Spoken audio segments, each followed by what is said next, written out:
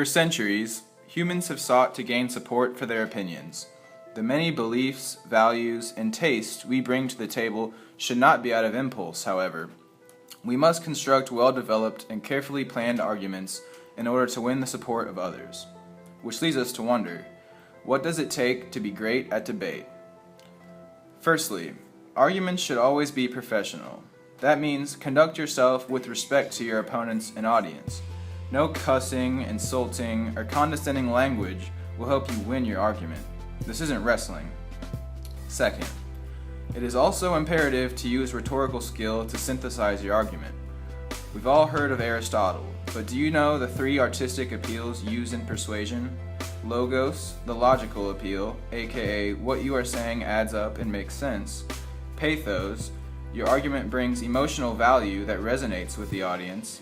And ethos, your argument holds credibility and is free from doubt or infidelity. 3.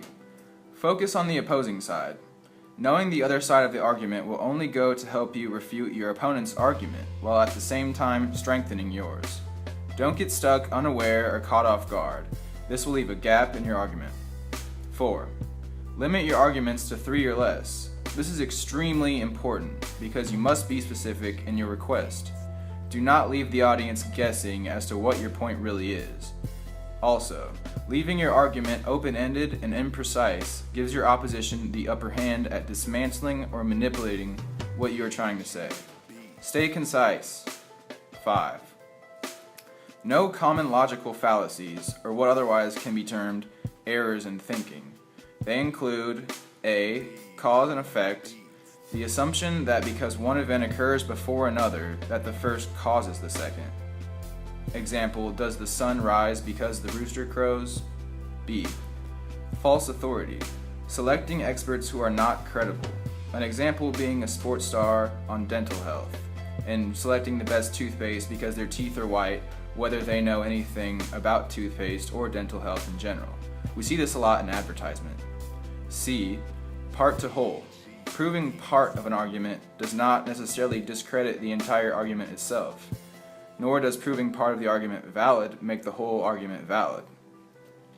If you are able to steer clear of fallacies like these in your argument and refutation, it will only add to overall credibility.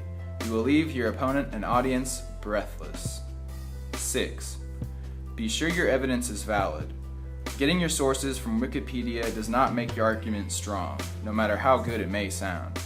Do your homework and get research from scholarly journals, electronic databases, or even conduct your own research. The main point here is that you are ready for your opponent to challenge your evidence, and saying your information is from Wikipedia or Google will leave the audience not very confident or convinced in your argument. 7. Your rebuttal or conclusion in a debate is your last opportunity to summarize and make your argument stick. It is imperative that you use this time to highlight the importance of the issues that indicate proof of your points and or refute your opponent's argument. Now that you have learned a little more on how to construct a strong argument, go debate! If you can successfully implement what you have learned here into your argument, you'll win over the crowd and find yourself becoming great at debate.